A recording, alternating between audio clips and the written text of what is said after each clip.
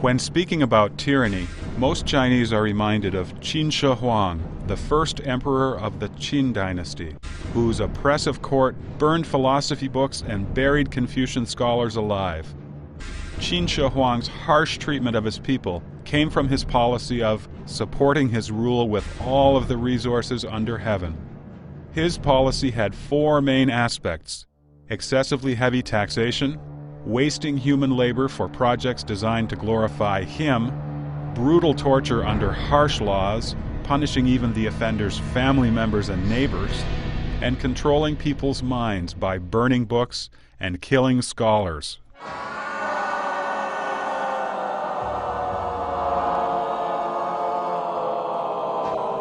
Today, the CCP's violence and abuse are even more severe than those of the tyrannical Qin Dynasty. Mao Zedong, the first CCP leader of the People's Republic of China, put it bluntly, saying, "What can Emperor Qin Shi Huang brag about? He only killed 460 Confucian scholars, but we killed 46,000 intellectuals." There are people who accuse us of practicing dictatorship like Emperor Qin Shi Huang, and we admit it all. It fits the reality. It is a pity that they did not give us enough credit, so we need to add it ourselves.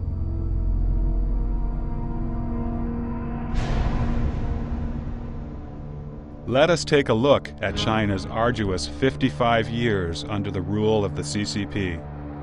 Let us examine how, after seizing power, the CCP utilized the state apparatus to carry out genocide of entire classes of society by using the principle of class struggle, and how the CCP has achieved its reign of terror by means of violent revolution.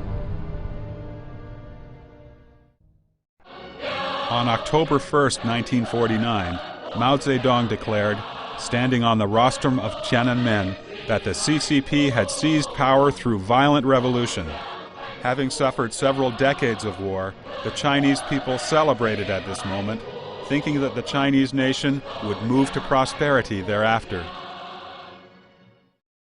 Throughout history, there have been political groups that committed mass murder in bloody wars in order to acquire power.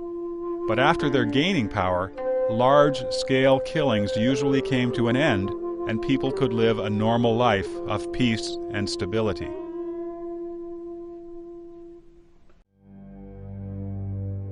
The Chinese people did not expect that for the CCP. Seizing power was only the first step in the 10,000-mile march. What followed was the CCP evil spirits' tight possession of the country and people, manipulating and controlling people so as to maintain power while monopolizing and absorbing the wealth of society.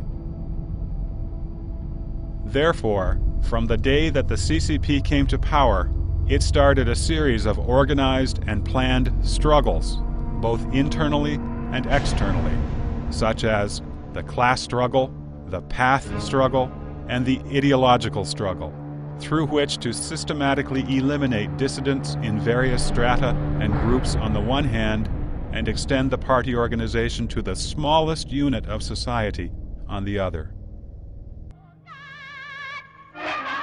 The CCP not only annihilates people's physical bodies, but also destroys their spirits and suppresses all thoughts and beliefs that do not fit with the Communist Party. By forcing the people in the country to become obedient slaves of its tyrannical rule, the CCP attempts to reach its goal of absolute social control.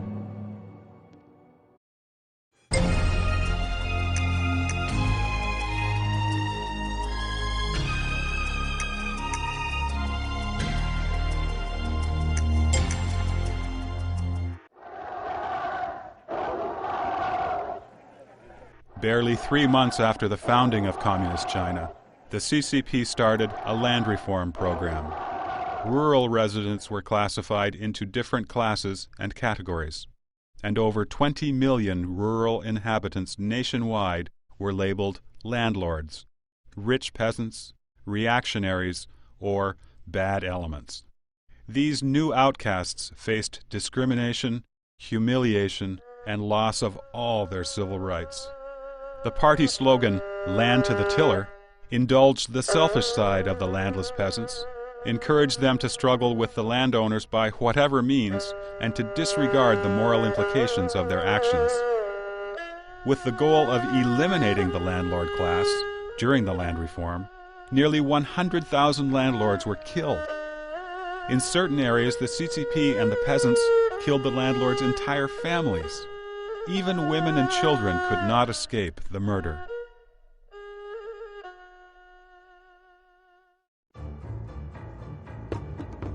Meanwhile, as the land reform extended its reach to remote areas and regions of ethnic minorities, the CCP's organizations also expanded quickly, establishing party committees and branches in every township and village. These local branches worked to pass instructions from the CCP Central Committee and were at the front line of the class struggle.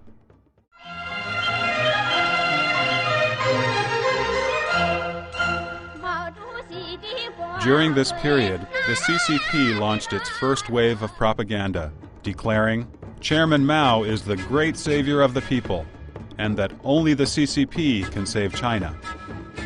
During land reform, the landless farmers got what they wanted through the CCP's policy of reaping without laboring and robbing without concern for the means.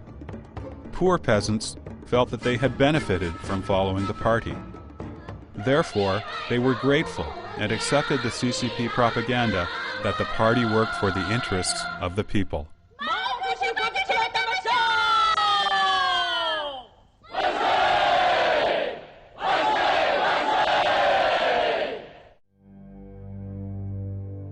But the good days of land to the tiller were short-lived. In September of 1951, Mao Zedong proposed the first national meeting on cooperatives. Although field investigation showed that peasants did not have enthusiasm in forming cooperatives, the party branches at various levels of the government, including township, rural town, and village, still promoted the cooperatives as the party's political goal.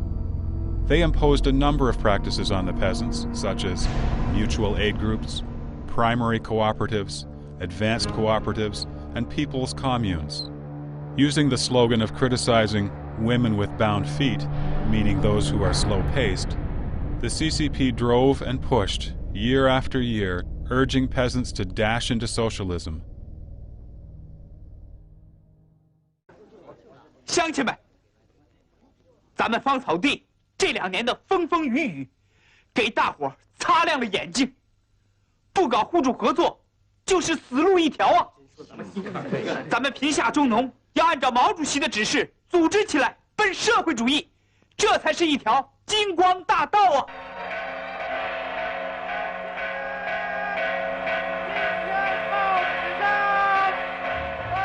By the end of 1952, over 8.3 million cooperatives sprang up in China's rural areas.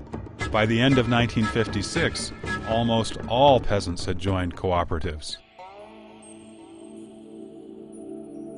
In the cooperative movement, the collective now took the land, livestock, and agricultural tools, which became the property of the collective, and all the benefits the peasants had received during the land reform were taken away. The Communist Party soon started to exercise central control over buying and selling of grain, cotton, and oil, excluding key agricultural products from market exchange. This, in addition to the system of residency registration, led to the peasants' total loss of freedom. Peasants could not leave their commune and brigade, could not go into the cities to work or live, could not buy grain from the state grain shop, and their children could not go to school in the city. The peasants' children could only be peasants. China's rural residency holders became second-class citizens from this time on. During the Great Famine of 1959 to 1961, peasants did not even have the right to enter the city to beg for food. And with their path of escape totally blocked, tens of millions of peasants died of hunger. This was a frightening tragedy, unprecedented in the history of human civilization.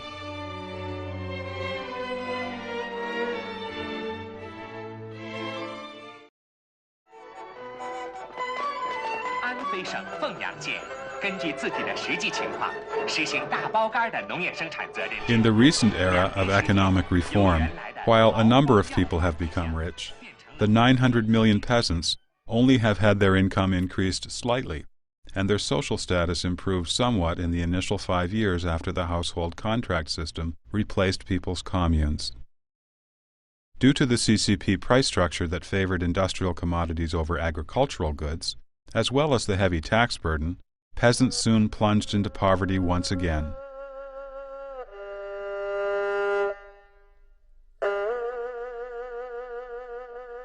Data from Xinhua news agency shows that since 1997, the revenue of the major grain production areas and the income of most rural households have been at a standstill or even declined, while rural local government imposed increasingly heavier taxes and fees.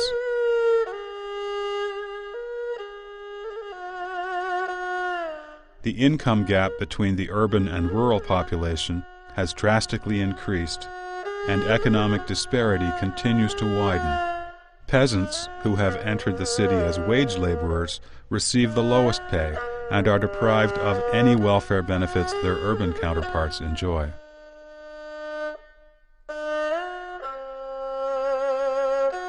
Behind the shiny, display-style economy are hidden layers of ruthless exploitation of peasants and blatant violation of their survival rights. The CCP relied on the peasants to gain power, but today it is the peasants who sacrifice the most and pay the dearest cost in the Chinese society. The CCP's rural policies have always aimed at maintaining party control instead of representing the peasants and showing concern for their benefit.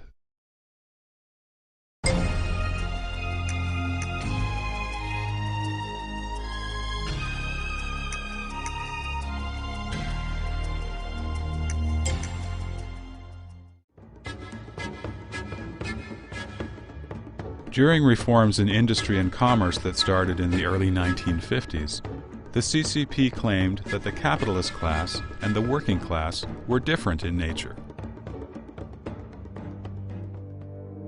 The former was the exploiting class, while the latter was the non-exploiting and anti-exploiting class. According to this logic, the capitalist class was born to exploit and would not stop doing so until it perished. It could only be eliminated, not reformed. Under such a premise, the CCP used both killing and brainwashing to transform capitalists and merchants. The CCP used the method of supporting the obedient and destroying those who disagreed. If you surrendered your assets to the state and supported the CCP, you were considered just a minor problem among the people. If you disagreed with or complained about the CCP's policy, you would be labeled a reactionary and become the target of the CCP's draconian dictatorship.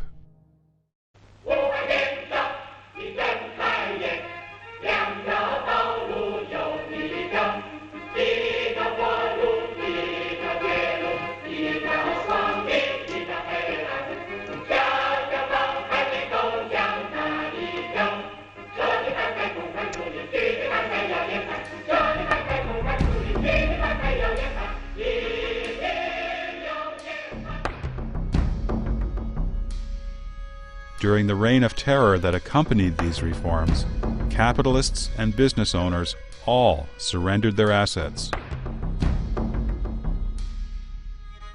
Many of them could not bear the humiliation they faced and committed suicide. Chen Yi, then mayor of Shanghai, asked every day, "How many paratroopers did we have today?" referring to the number of capitalists who had committed suicide by jumping from the tops of buildings that day. Thus, in only a few years, the CCP completely eliminated private ownership in China. 1月15日，北京市率先宣布进入社会主义。北京各界20多万人在天安门广场集会，庆祝社会主义改造胜利完成。While carrying out its land and industrial reform programs, the CCP launched many massive movements, such as the suppression of counter-revolutionaries, thought reform campaigns, cleansing the anti-CCP clique headed by Gao Yang and Rao Shushi, probing Hu Feng's counter-revolutionary group, the 3 Anti-campaign, the 5 Anti-campaign, and the further cleansing of counter-revolutionaries. 薄一波同志明确地指出了反贪污、反浪费、反官僚主义运动的性质、方针和政策。反贪污、反浪费、反官僚主义的斗争，本质上就是反对资产阶级腐化暴力思想的斗争。 The CCP used these movements to persecute countless innocent people. In every political movement, the CCP fully utilized its control of government resources in conjunction with the party's committees, branches, and sub-branches. 3 party members would form a small combat team, infiltrating all villages and neighborhoods. These combat teams were ubiquitous, leaving no stone unturned. This deeply entrenched party control network, inherited from the CCP's network of party branches installed within the army during the war years, has since played a key role in later political movements. 不久以前，这里还是一片废墟，现在几千工人在高空和地下日夜不停地工作着，他们的劳动和智慧迅速地改变着鞍钢的面貌。 Even the workers, named by the CCP as a class that leads all others, could not escape the fate of being fooled and deprived. While promising to protect them in illness, old age, and death, the CCP has maintained a system of low wage for workers. Old generation workers have hardly had any health insurance or savings for old age. After the Cultural Revolution, the CCP transferred the economic problems caused by its own policy mistakes onto the workers.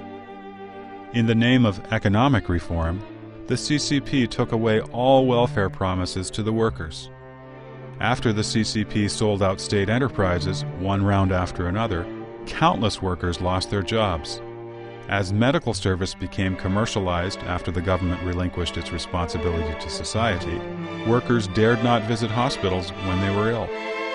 After old age care was dumped onto society, old workers who live on their meager retirement income barely have enough money to buy food.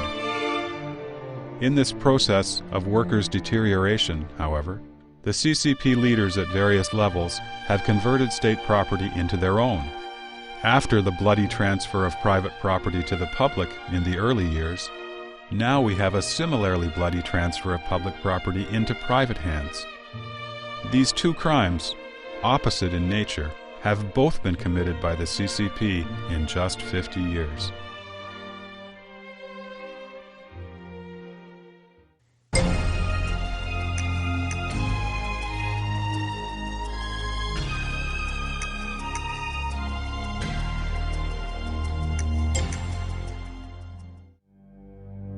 In 1950, the CCP instructed its local governments to ban all unofficial religious faiths and secret societies, stating that those feudalistic underground groups were mere tools in the hands of landlords, rich farmers, reactionaries, and the special agents of the KMT.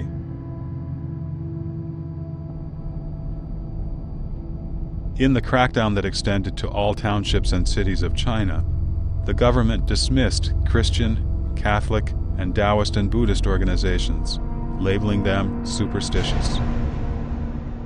The CCP ordered all members of these churches, temples, and religious societies to register with government agencies and to repent for their involvement. Failure to do so would mean severe punishment. In 1951, the government formally promulgated regulations threatening that those who continued their activities in unofficial religious groups would face a life sentence or the death penalty. This movement persecuted a large number of kind-hearted and law-abiding believers in God. The available statistics indicate that the CCP persecuted at least 3 million religious believers and underground group members, some of whom were killed. The CCP searched almost every household across the nation and interrogated its members, even smashing statues of the kitchen god that Chinese peasants traditionally worshipped.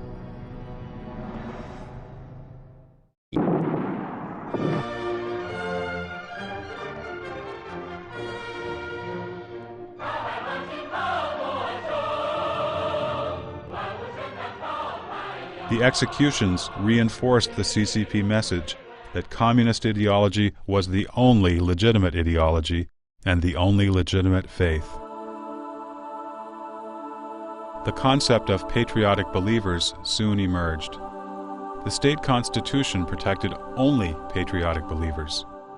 The reality was, whatever religion one believed in, there was only one criterion. You had to follow the CCP instructions, and you had to acknowledge that the CCP was above all religions. If you were a Christian, the CCP was the god of the Christian God. If you were a Buddhist, the CCP was the Master Buddha of the Master Buddha. Among Muslims, the CCP was the Allah of the Allah.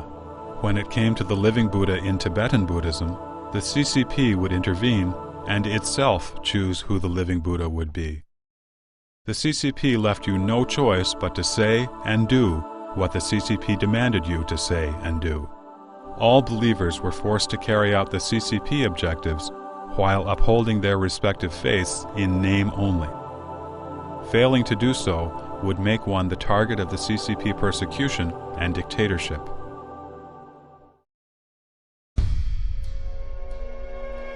Over 20,000 Christians conducted a survey among 560,000 Christians in house churches in 207 cities in 22 provinces in China. They found that, among house church attendees, 130,000 were under government surveillance. By 1957, the CCP had killed over 11,000 religious adherents and arbitrarily arrested and extorted money from many more. By eliminating the landlord class and the capitalist class, and by persecuting large numbers of God-worshipping and law-abiding people, the CCP cleared the way for communism to become the all-encompassing religion of China.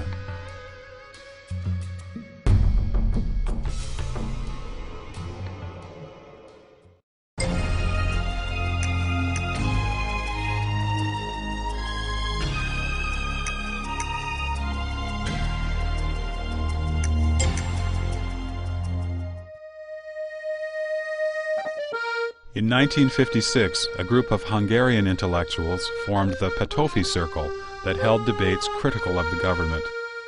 The group sparked a nationwide revolution in Hungary, which was crushed by Soviet soldiers.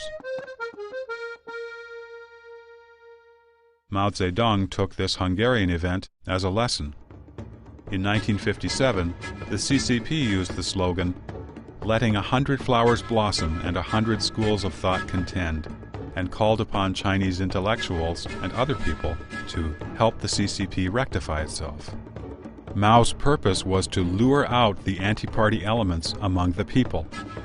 In his letter to provincial party chiefs in 1957, Mao Zedong revealed his intention of luring the snakes out of their holes by letting them air their views freely.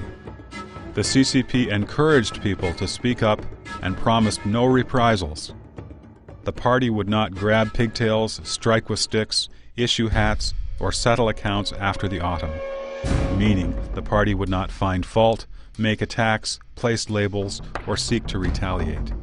Yet soon, the CCP initiated an anti-rightist movement, declaring 550,000 people as rightists. 270,000 lost their jobs, and 230,000 were labeled medium rightists or anti-CCP, anti-socialist elements. 这是一场要不要社会主义、要不要共产党领导的斗争。这是一场关系到全国人民生死存亡的斗争。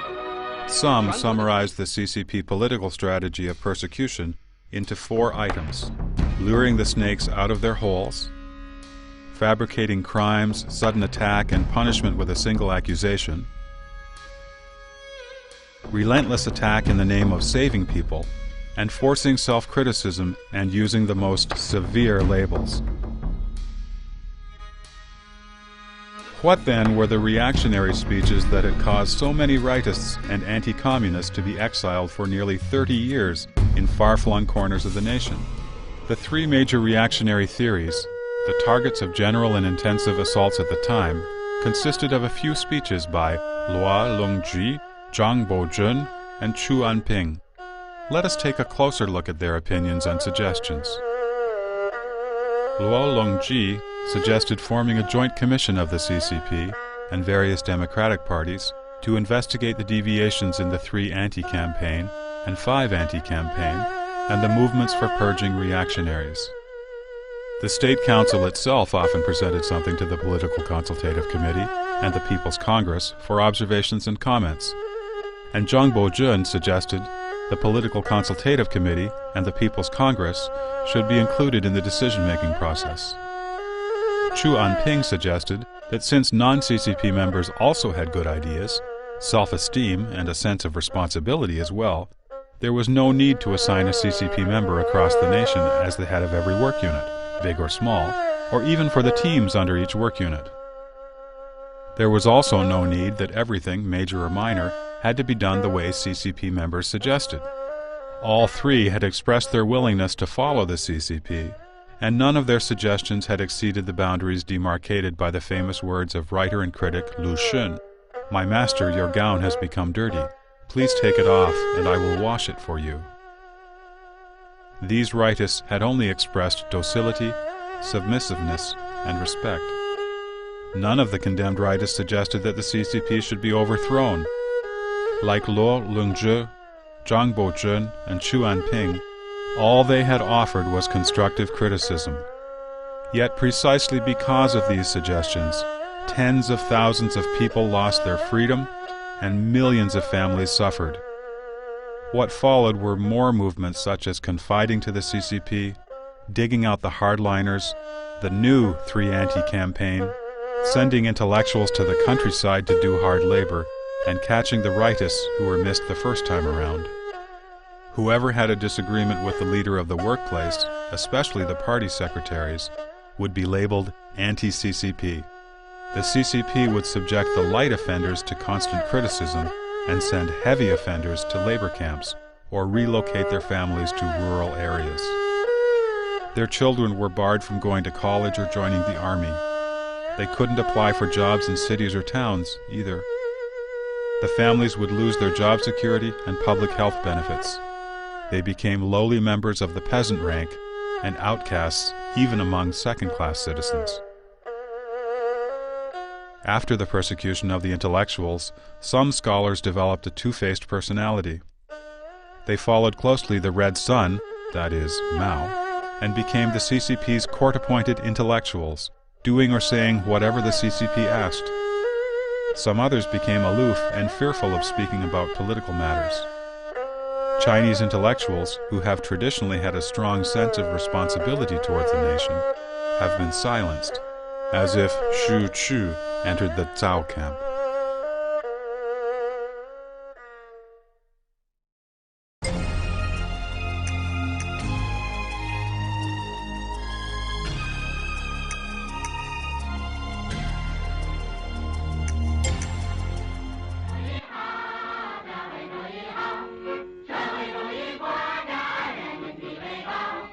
After the anti-rightist movement, China became afraid of the truth. Everyone joined in listening to false words, telling false tales, making up false stories, and avoiding and covering up the truth, using lies and rumors. The Great Leap Forward was a nationwide, collective exercise in lying. 广东连县新浦乡田北社放出中稻亩产6万多斤的大卫星，广西环江县又发出中稻亩产13万斤的卫星来。这下子，使一些观潮派也跟着喊出了：人有多大胆，地有多大产，今世庄稼汉，赛过活神仙。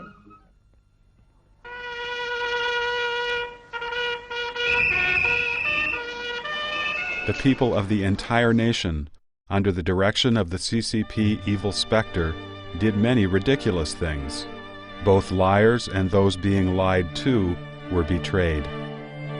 In this campaign of lies and ridiculous actions, the CCP implanted its violent evil energy into the spiritual world of the Chinese people. At the time, many people sang songs promoting the Great Leap Forward, with lyrics such as, "I am the great Jade Emperor, I am the Dragon King, I can move mountains and rivers, here I come." New policies were announced every year, such as achieving a grain production of over 1,000 bushels per acre, doubling steel production, surpassing Britain in 10 years, and surpassing the United States in 15 years. But the policies always failed. As a result, a grave famine swallowed China and left hunger, death, and destitution all over the land.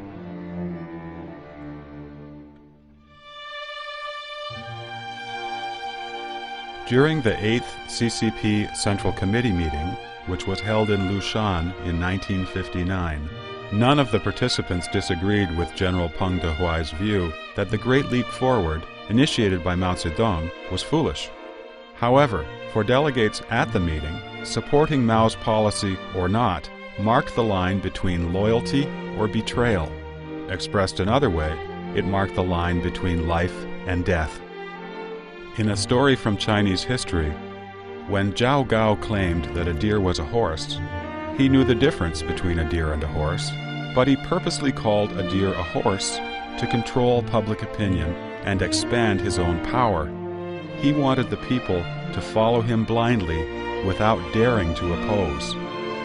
At the 8th CCP Central Committee meeting, as it turned out, Peng Dehuai was forced to sign a resolution condemning and purging himself from the central government. Similarly, in the later years of the Cultural Revolution, even Deng Xiaoping was forced to promise that he would never appeal against the government's decision to remove him from his posts.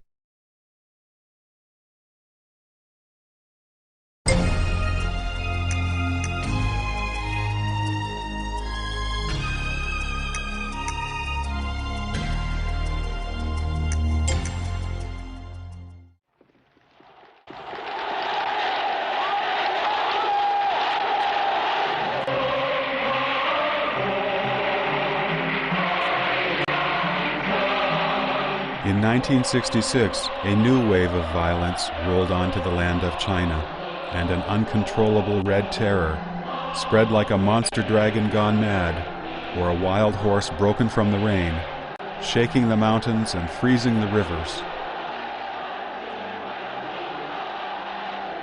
Writer Qin Mu described the Cultural Revolution in the following bleak terms. It was truly an unprecedented calamity. The CCP imprisoned millions due to their association with a targeted family member, ended the lives of millions more, shattered families, turned children into hoodlums and villains.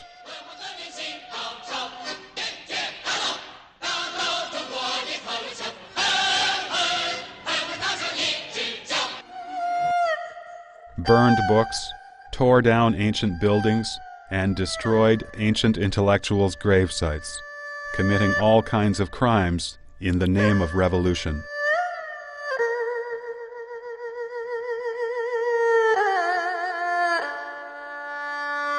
Conservative estimates place the number of unnatural deaths during the Cultural Revolution at 7.73 million.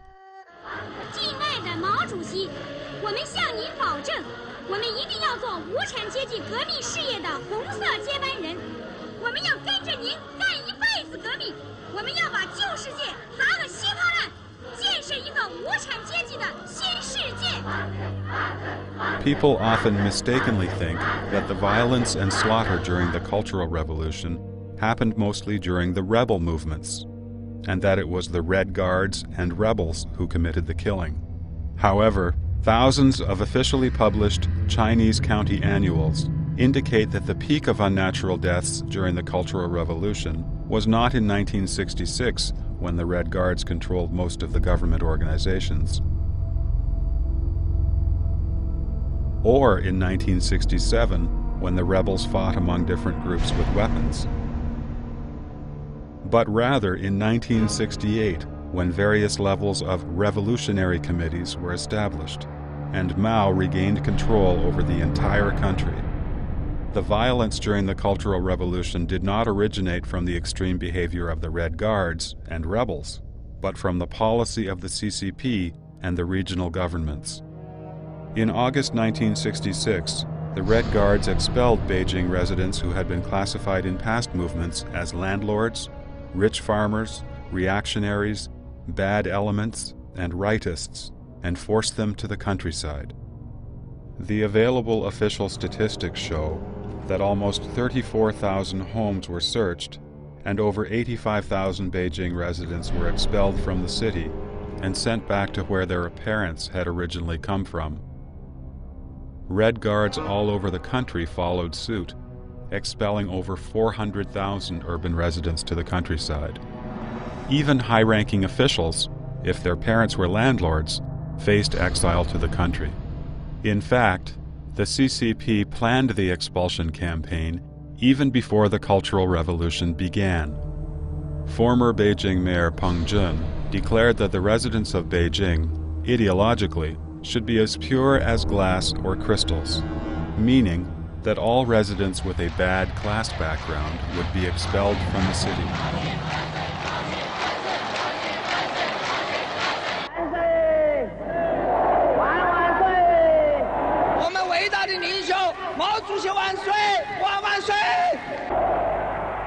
In May of 1966, Mao commanded his subordinates to protect the capital.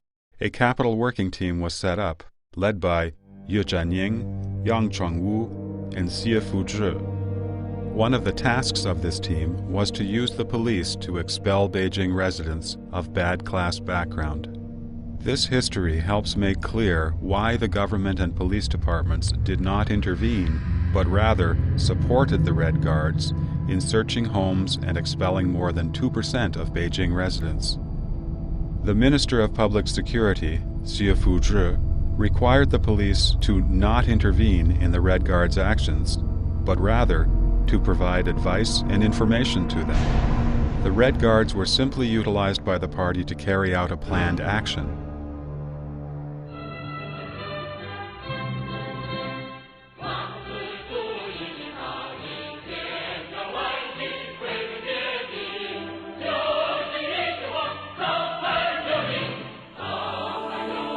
And then, at the end of 1966, the Red Guards were abandoned by the CCP. Many were labeled counter-revolutionaries and imprisoned, and others were sent to the countryside along with other urban youth to reform their thoughts through hard labor.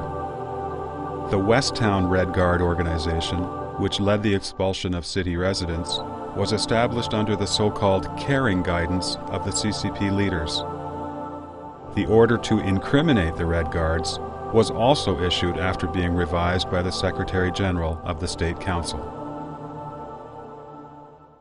Following the removal of the Beijing residents of bad class background, the rural areas started another round of persecution of bad class elements.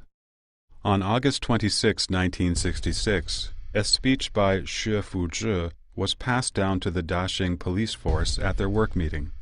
Xie ordered the police to assist the Red Guards in searching the homes of the 5 black classes.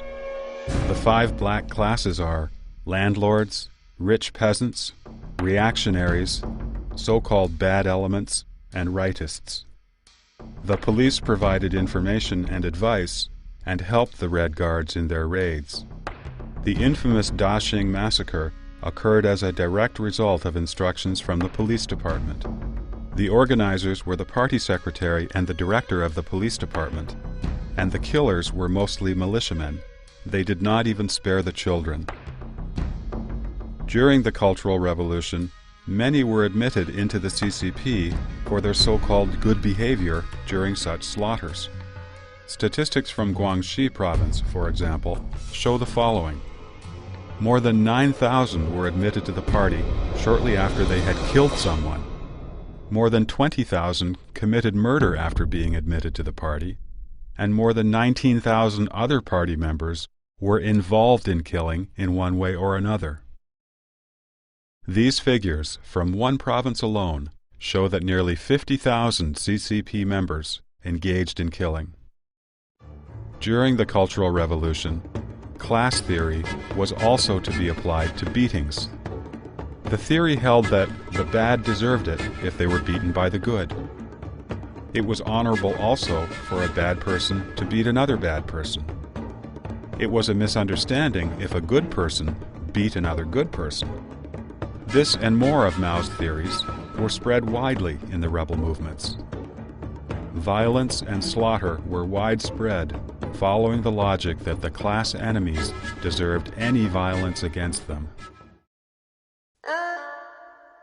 From August 13th to October 7th, 1967, militiamen in Dao County of Hunan Province slaughtered members of the Shanjiang Wind and Thunder organization and those of the 5 black classes.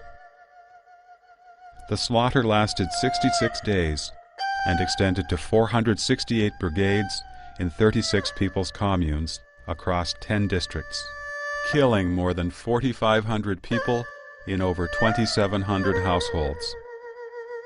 In the entire prefecture, which consists of 10 counties, a total of 9,093 people were killed, of which 38% were of the 5 black classes and 44% were their children.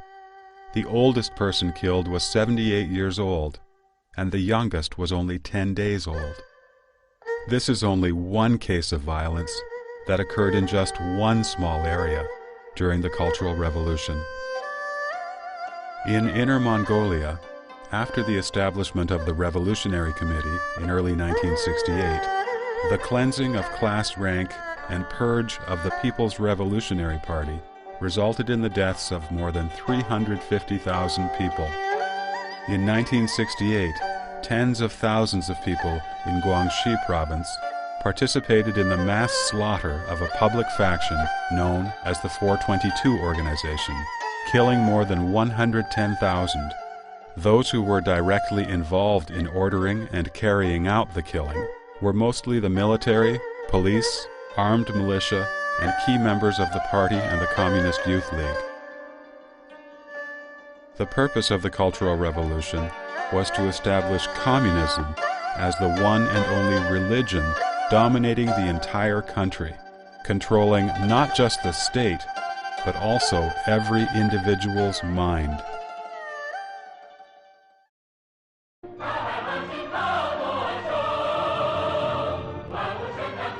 The Cultural Revolution pushed the CCP and Mao Zedong's cult of personality to a climax.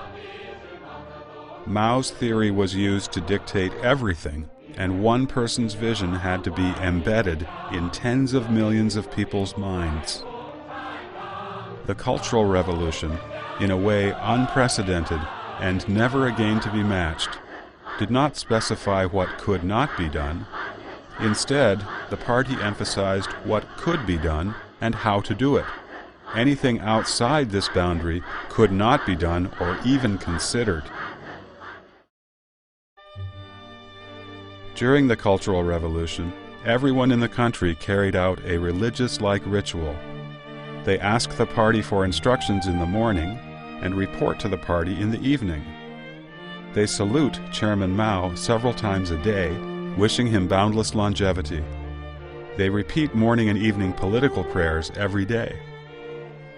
Nearly every person who can read has had the experience of having to write self-criticism and thought reports. Mao's quotations such as the following were frequently recited. Fight ferociously against every passing thought of selfishness. Execute the party's command whether or not you understand it. Even if you do not understand, carry it out anyway, and your understanding should deepen in the process of execution. Only one God was allowed to be worshipped, and that God was Mao. Only one kind of scriptures were allowed to be studied, Mao's teachings. Soon, the God-making process progressed to such a degree that the people could not even buy food in canteens if they did not first recite a quotation or offer a greeting to Mao.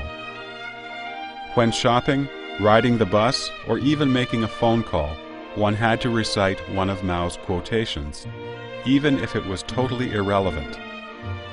In these rituals of worship, people were either fanatical or cynical, and in either case, they had already come under the control of the communist evil specter. Producing lies, tolerating lies, and relying on lies became a part of daily life for Chinese people.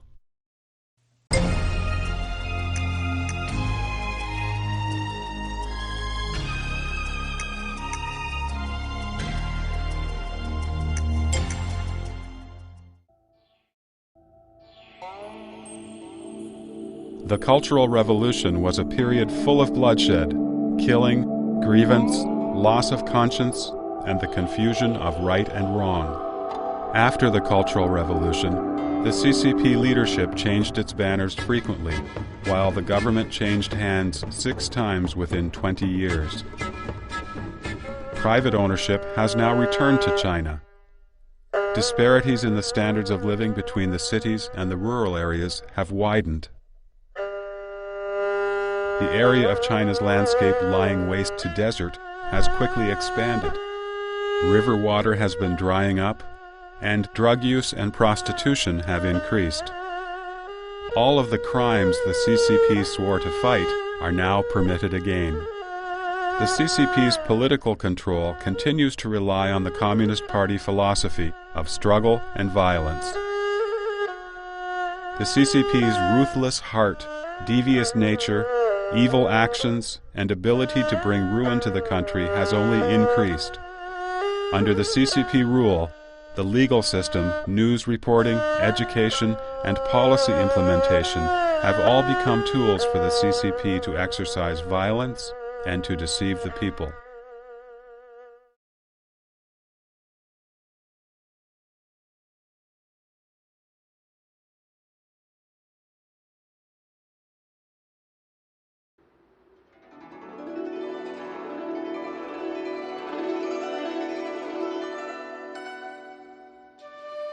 Under the influence of Confucianism, Chinese people have traditionally valued benevolence and righteousness, using propriety to persuade people instead of resorting to punishment and regulation, in which case lawsuits will disappear.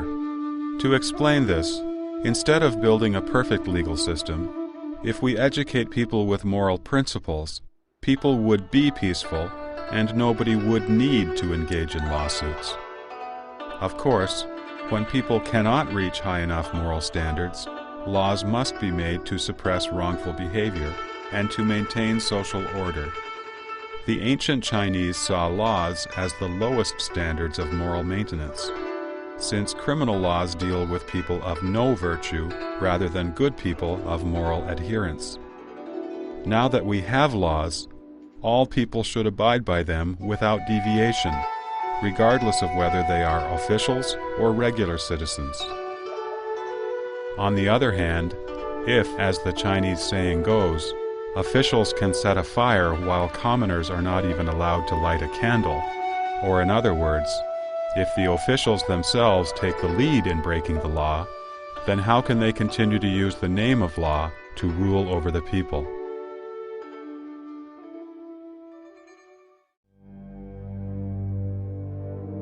Under CCP control, the Chinese legal system has become its tool. Those in power make the law, but break it themselves. In implementing the law, the CCP officials only cleanse those holding opinions that differ from their own. They indulge themselves, playing with the law, instead of using it to discipline themselves. The law has become a stick used by the CCP to punish the people and the dissidents. This is in violation of heaven and humanity. Pretending to be righteous, the CCP legal regulations are, in fact, used to control the good people while protecting corrupt officials.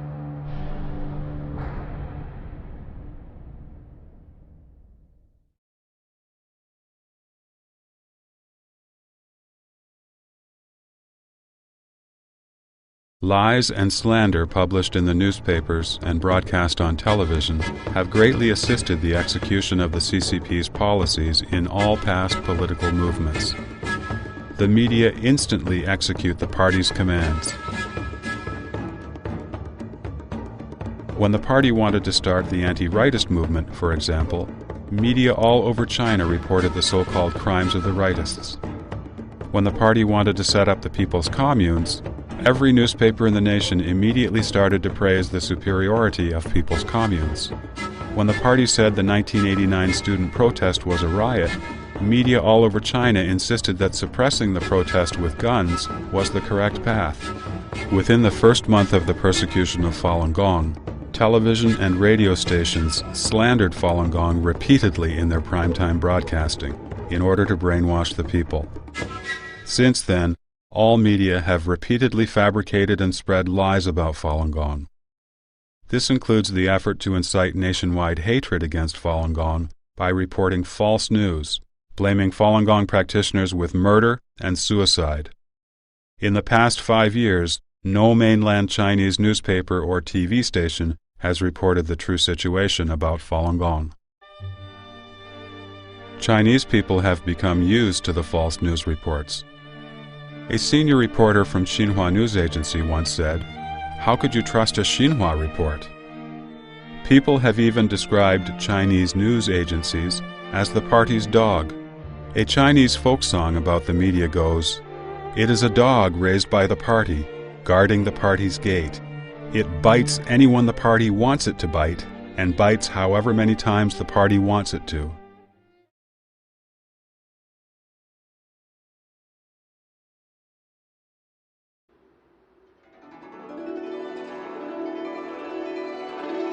The original purpose of education was to develop intellectuals so that they would have both knowledge and good judgment. Knowledge refers to the understanding of information and data from historical and current events. Judgment refers to the process of analyzing, investigating, critiquing, and reproducing such knowledge, which is in fact a process of spiritual development. Those who have knowledge without proper judgment might be called bookworms, not true intellectuals with a social conscience. This is why in Chinese history it is the intellectuals with righteous judgment, not those having merely knowledge, who have been highly respected. Under CCP control, however, China is filled with intellectuals who have knowledge, but not judgment, as well as those who dare not exercise judgment. Education in China's schools focuses on teaching students not to do things that the party does not want them to do.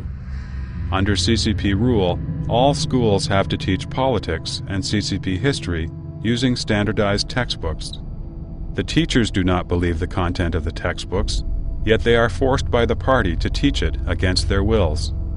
The students do not believe the textbooks or their teachers, yet they have to remember everything in the textbooks in order to pass the exams.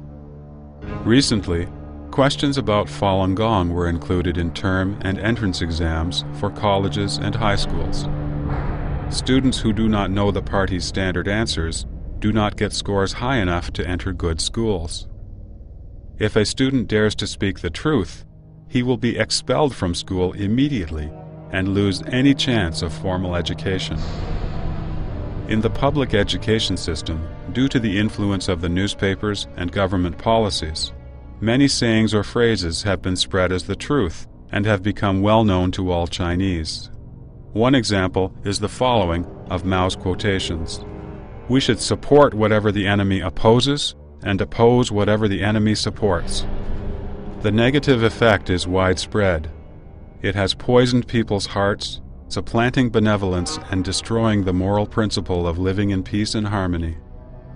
In 2004, the China Information Center analyzed a study done by Sinanet, a major Chinese-language internet portal, and the results showed that nearly 85% of Chinese youths agreed that one is allowed to abuse women, children, and prisoners during a war. This is shocking, but it reflects the Chinese people's mindset, especially that of the younger generation, who lack a basic understanding of the traditional concept of benevolent rule and the notion of universal humanity. On September 11, 2004, a man went on a rampage and fanatically stabbed 28 children with a knife in Suzhou City. On the 20th of the same month, a man in Shandong province injured 25 elementary school students with a knife. These killings have been molded from the same violence that has formed the CCP.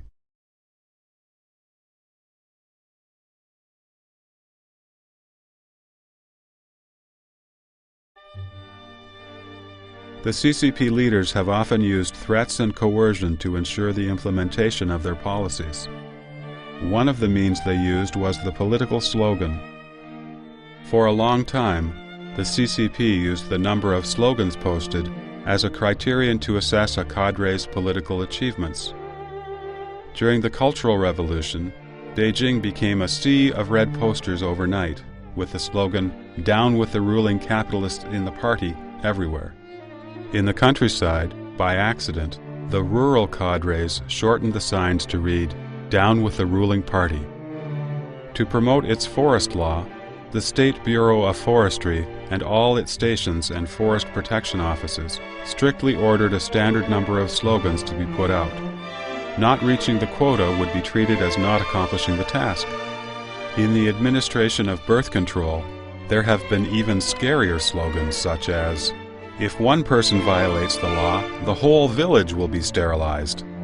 Another, "Rather another tomb than another baby," or, "If she didn't have an abortion as she should, her house will be torn down. If she didn't have an abortion as she should, her cows and rice fields will be confiscated." There were more slogans that violate human rights and the Constitution, such as, "You will sleep in prison tomorrow if you don't pay your taxes today." A slogan is essentially a means to spread messages, but in a very direct and repetitive manner. Hence, the Chinese government uses slogans to promote its political intent, will, and propositions.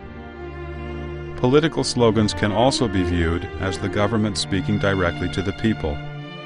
However, in the CCP's policy-promoting slogans, it is not hard for one to smell the air of violence and cruelty.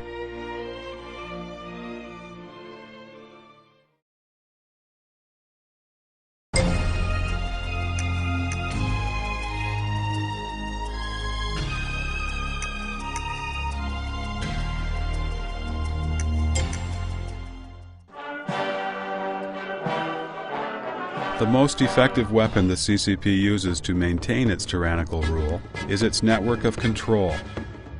In a well-organized fashion, the CCP imposes a mentality of obedience on every one of its citizens. Whether the party contradicts itself or constantly changes policies doesn't matter, so long as it can use organizational means to deprive people of their naturally endowed human rights. The government's tentacles are omnipresent, whether it is in rural or urban areas. The so-called street or township committees govern the citizens. Until recently, getting married or divorced, even having a child, all needed the approval of these committees. The party's ideology, way of thinking, organizational methods, social structure, propaganda mechanisms, and administrative systems serve only the CCP's dictatorial purposes. The party, through the mechanisms of government, strives to control every individual's thoughts and actions. The brutality with which the CCP controls its people is not limited to the physical torture it inflicts. The party also forces people to lose their ability to think independently and makes them into fearful, self-protective cowards daring not to speak up. The goal of the CCP's rule is to brainwash each of its citizens so that they think, act, and talk like the CCP and do what it promotes. There is a saying that party policy is like the moon. It changes every 15 days. No matter how the party changes its policies, everyone in the nation needs to follow them closely. When you are used as a means of attacking others, you need to thank the party for appreciating your strength. When you are attacked, you have to thank the party for teaching you a lesson. When you are wrongfully discriminated against, and the party later needs to give you redress, you have to thank the party for being generous, open-minded, and able to correct its mistakes. The party runs its tyranny through continuous cycles of suppression, followed by redress. After 55 years of tyranny, the CCP has imprisoned the nation's mind and constrained it within the range allowed by the CCP. For someone to think outside this boundary is considered a crime. After repeated struggles, stupidity is praised as wisdom. Being a coward is the way to survive. In a modern society with the Internet as the mainstream of information exchange, the CCP even asks its people to exercise self-discipline and not read news from outside or log on to websites with keywords like human rights and democracy.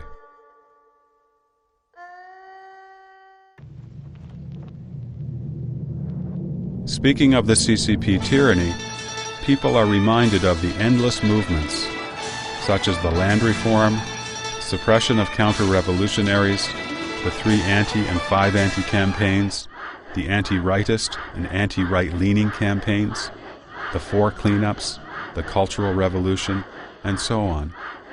In reality, as China is possessed by the communist evil specter, tyranny and persecution are not limited to political movements, but have permeated every day of every period since the CCP came to power.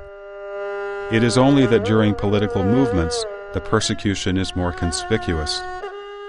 During the 55 years of the CCP rule, persecution has become part of the system, even using terror as a means of control now and again. This tyranny, often exercised under such abstract and lofty ideals as communism and national development, easily misleads people into making wrong conclusions. In comparison with the outrageous emperors of the past, whose extreme corruption and self-indulgence led commoners to suffer, the Communist Party can be defended no matter how egregious its crimes are, as they come from ideals rather than material greed. Little do people realize that tyranny led by ideals is the cruelest tyranny of all. Using its philosophy of struggle to eliminate dissidents and enslave human hearts in order to establish its status as the one and only religion under heaven, the CCP has made itself into the world's cruelest despot. Understanding this, we can thoroughly recognize the CCP tyranny.